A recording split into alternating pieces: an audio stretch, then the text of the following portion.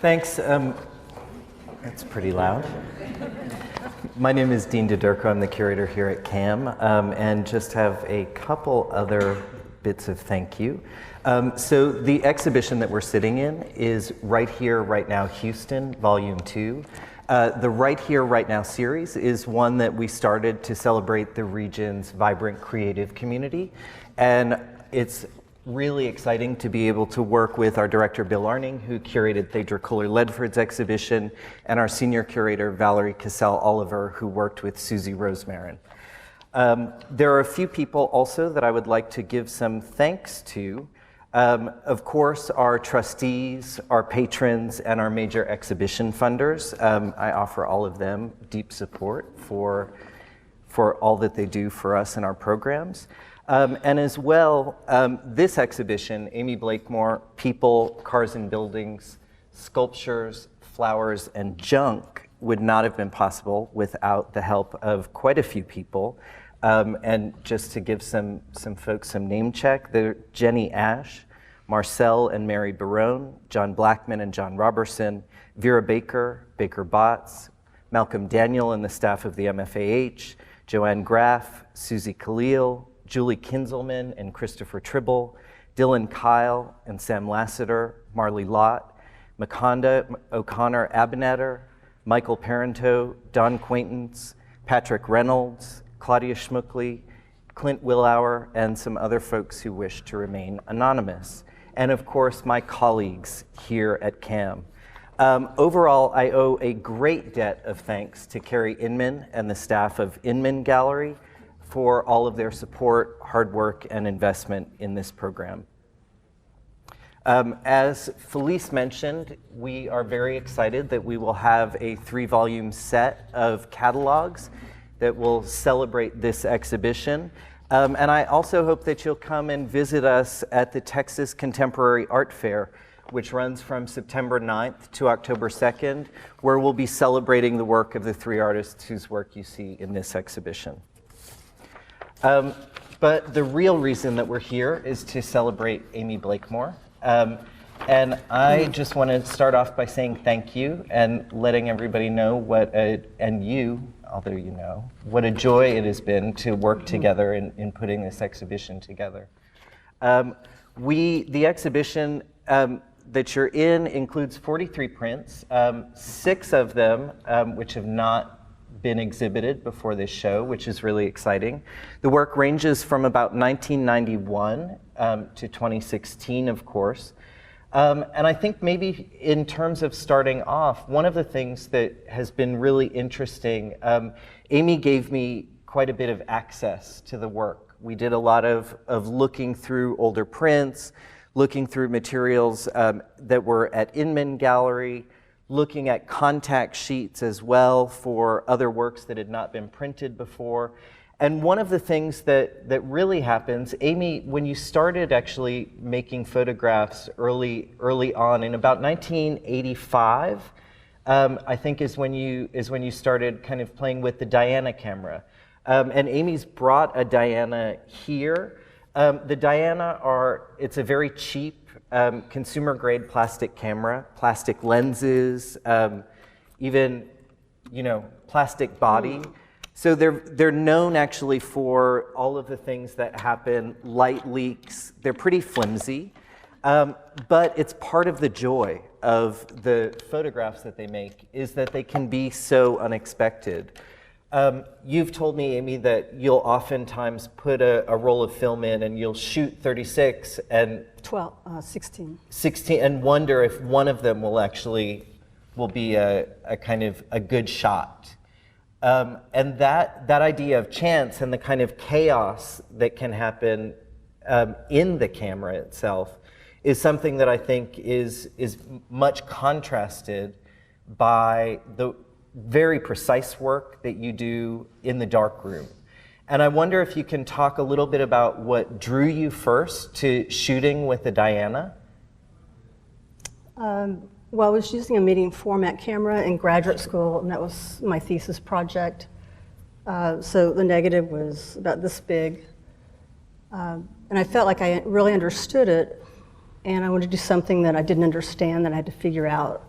in something that was maybe more relaxing. And I think also what I was shooting at the time, which was this SRO in Austin that was being torn down, and the people there kind of affected me a little bit emotionally, and I just wanted to do something that was a little bit more fun and challenging and chancy. So that's why I started using that, the Diana. And yeah, there is no expectation anything comes out. You know, it's kind of luck. And so I think you'll see that probably most obviously in the group of portraits, which we call people back here. So the Diana prints and the negatives that Amy's shooting are oftentimes marked with vignetting around the corners, haziness, aberrations of color, which is especially clear in this print of the woman lying on the green grass in the red blouse called Harlow, where that red seems to kind of leak out. But one of the things that I think has been really incredible for me in terms of seeing this exhibition come together was really looking at your work as a colorist. And I think that there's something very special about both the very direct way that the images kind of enter into the world. So I think this square format that you're shooting in, the square obviously has this kind of situation where there's a real stability to the square. There's also a kind of automatic framing that is very different from, you know, a kind of rectangular format images. And I think that many of the Diana images are marked with a kind of a focus on the center of what's happening. It's interesting for me to kind of think about that idea of the tension between the center and the edge of the print and what begins to happen in that space, because it is such a constricted space. But if we look at a print like Plaza from 1991, the black and white print that you see to our left, all of the action is kind of pushed out towards the edge of the print itself. And it's also where the kind of majority of the aberration happens. And I wonder if you can talk about how using those cameras, and I know you have quite a few Diana cameras, because they all have different aspects of the way that they shoot. I wonder if you can talk a little bit about how you start to kind of look at things differently, both because of framing in this square format, and also if there are kind of particular aspects of working with the camera that interest you.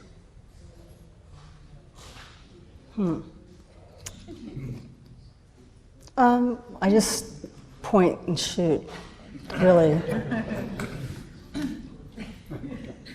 Yeah, they're coded inside, so I know if the camera works or doesn't after I get the film developed, but that's kind of pretty much all I look at. Mm-hmm. I mean, I'm not thinking about what happens at the edges. I'm just, like on the one at Plaza, I knew that, that was a real fugitive moment. And I took one picture. Normally that square would have 5,000 people in it. Mm-hmm. I don't remember even taking it really so much. I mean, in retrospect, but. Mm-hmm. Well, I think that aspect of also kind of remembering, one of the things that I think is also really nice that we've talked about before is how you see your work as diaristic in a sense. Where you're able to kind of remember the particular moment that you might have taken a picture, who was there.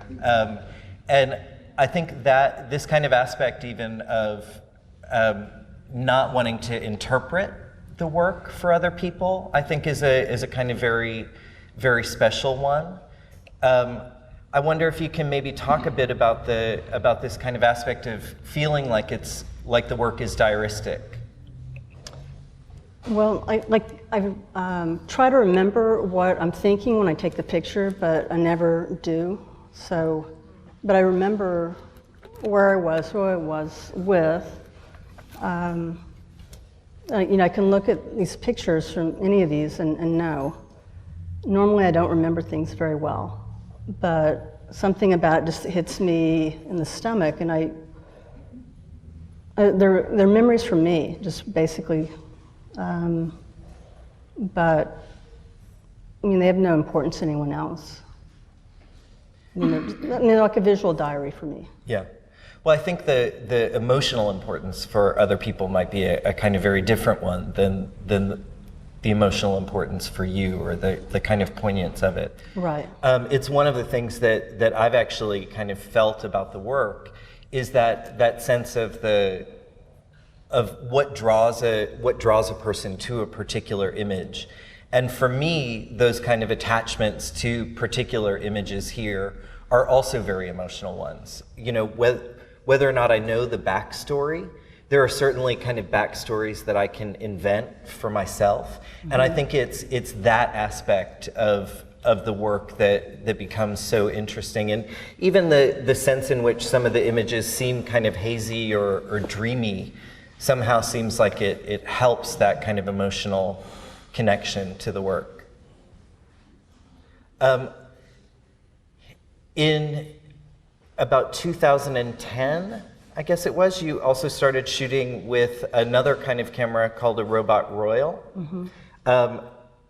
Another camera that Amy's brought here. The Robot Royal itself is a much sturdier camera, stainless steel body, crystal lens, a kind of very professional camera, and interestingly, a camera that was favored by Russian spies.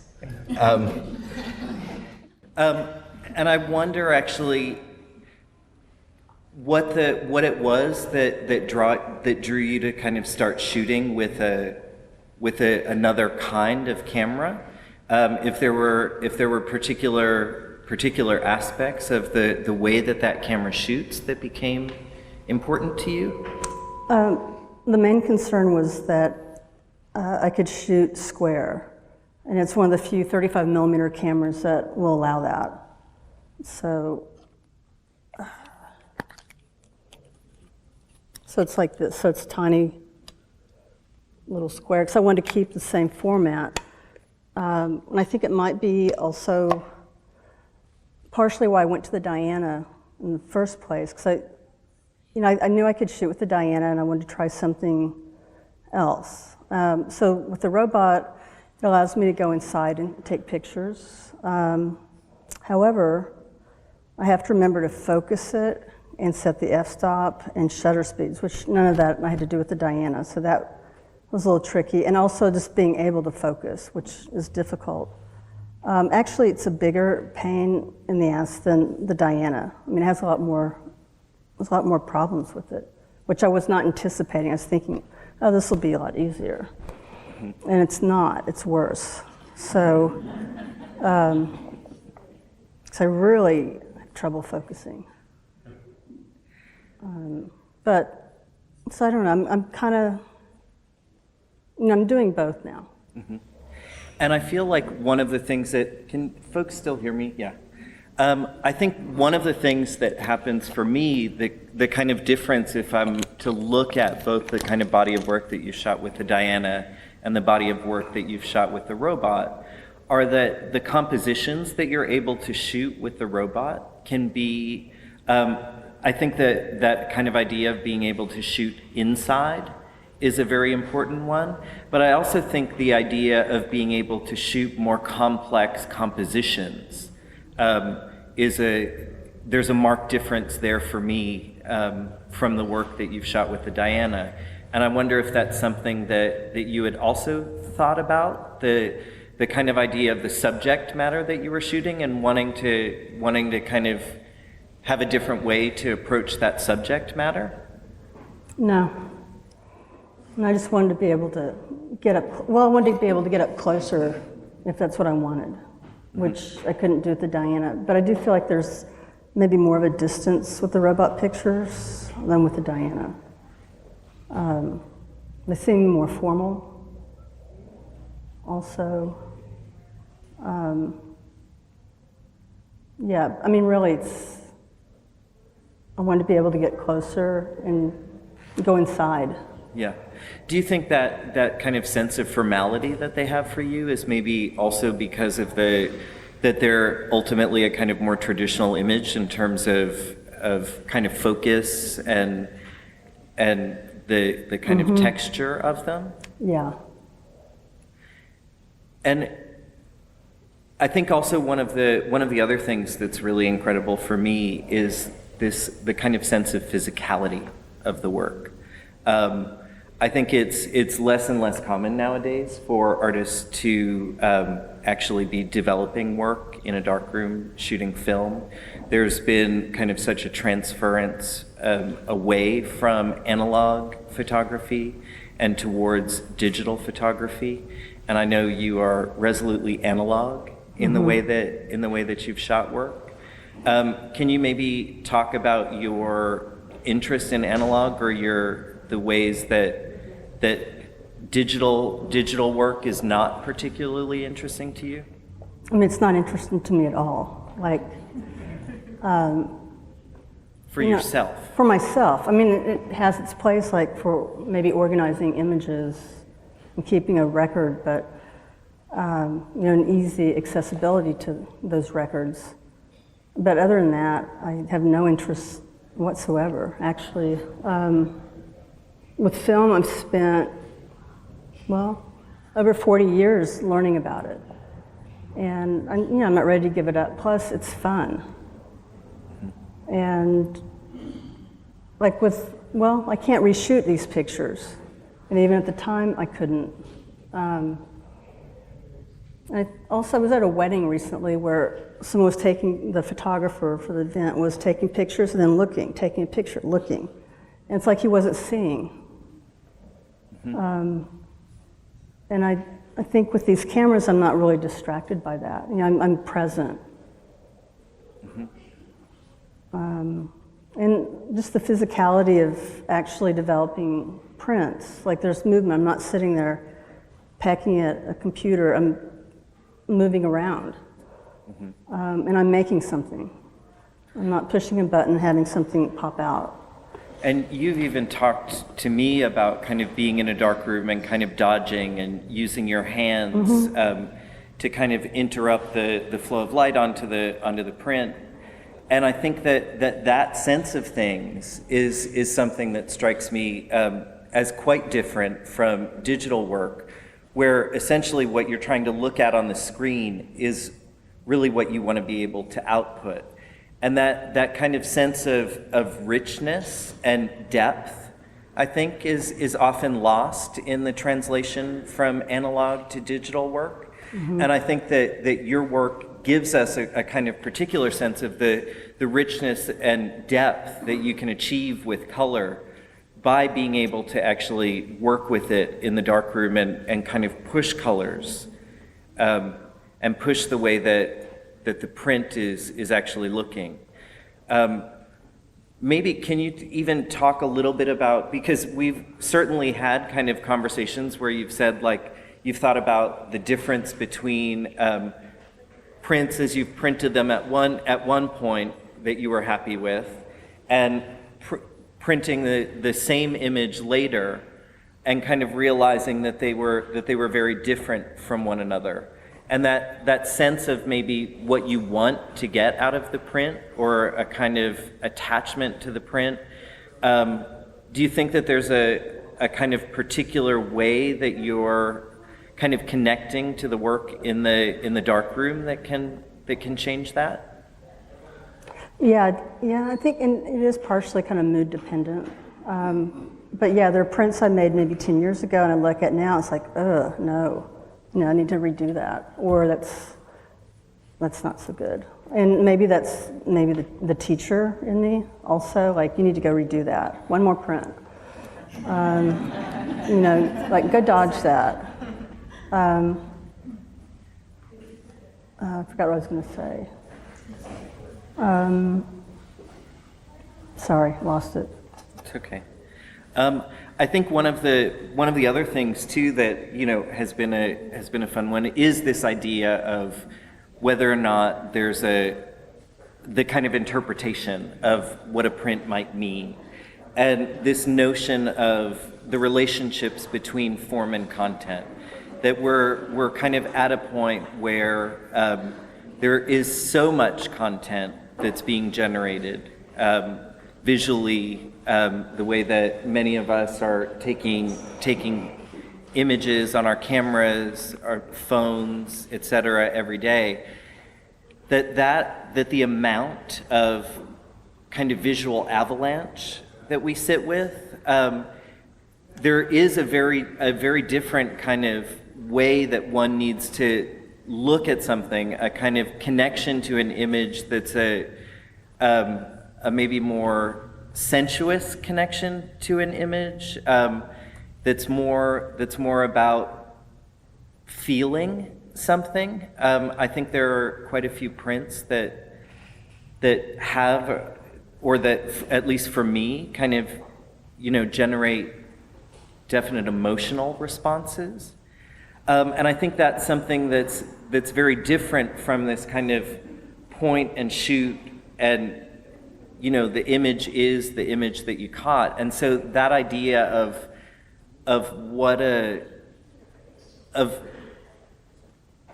basically the sense that one doesn't need to understand what an image means, but that one can connect to the image for kind of formal qualities. And I wonder if that sense of kind of interest in form, if there are other photographers who particularly interest you in that way. Like Matt Maharan, his work. I don't know if I do. He's an illustrator also. I don't know. Well, I know that. Okay, this isn't really answering your question, but like when I would hold negatives up after getting them out of the wash or wetting agent, I could look at it and it would kind of hit me in the gut without really thinking about what the image was or anything. So it would have an immediate kind of punch in the gut reaction, and that would tell me I needed to print that. Mm-hmm. So that's how I decide to print stuff. So everything up here has some kind of meaning for me like that. Mm-hmm. I think that was maybe one of the things that kind of sense as we were going through work, and I was trying to think about how we might present the work, and even what the selection of the images might be. One of the things that really struck me were these kind of the ways that Amy was approaching kind of fairly traditional aspects of photographic work, the portrait, the landscape, and still life, and thinking about ways that you were working within those idioms, and then also kind of some of the ways that you were working outside of them a bit more.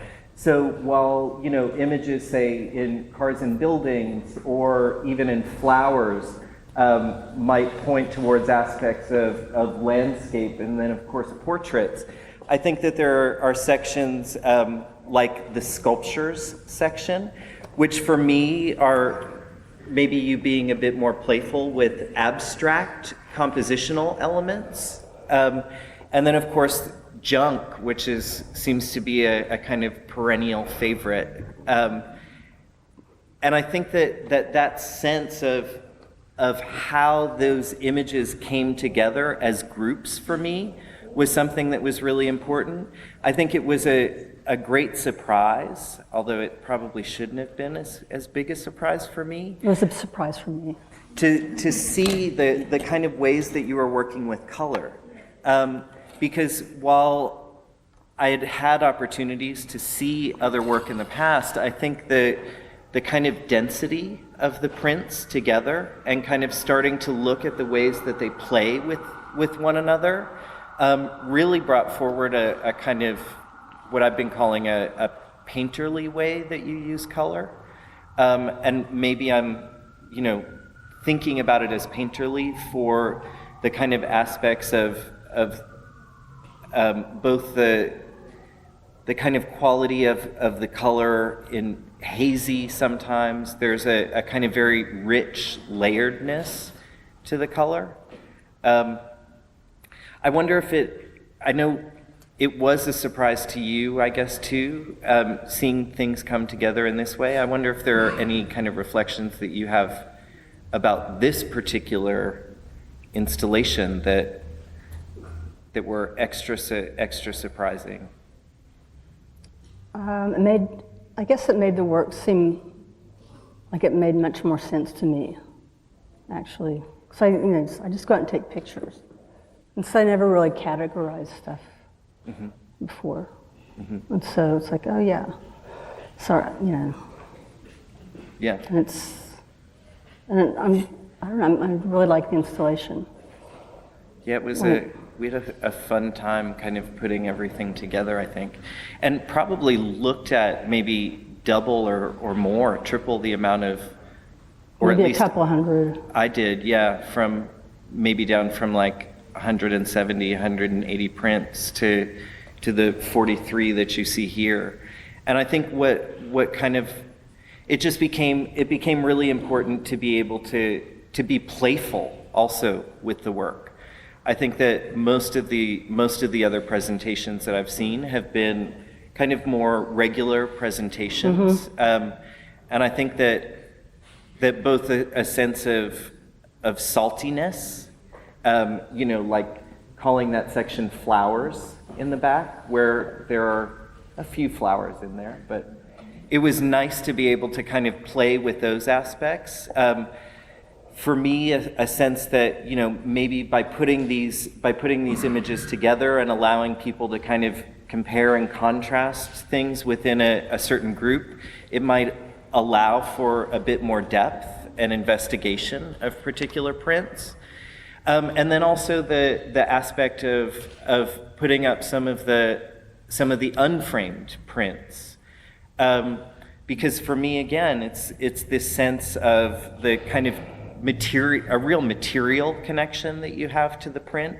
It's something that you're developing in the darkroom, and that sense of being able to actually look at the kind of fineness of it, and to not have a frame or glass in front of you, allows for me at least, a different kind of appreciation of the print as an object.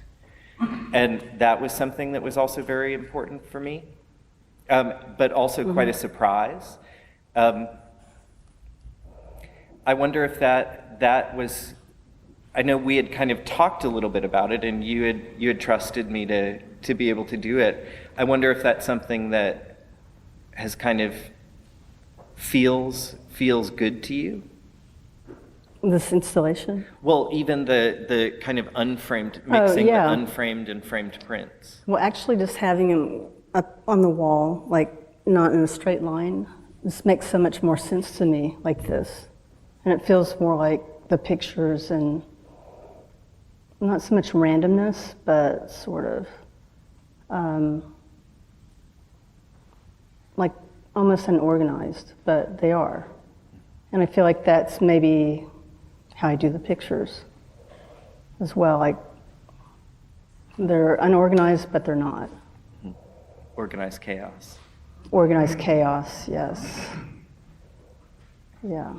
I wonder, do folks have any questions?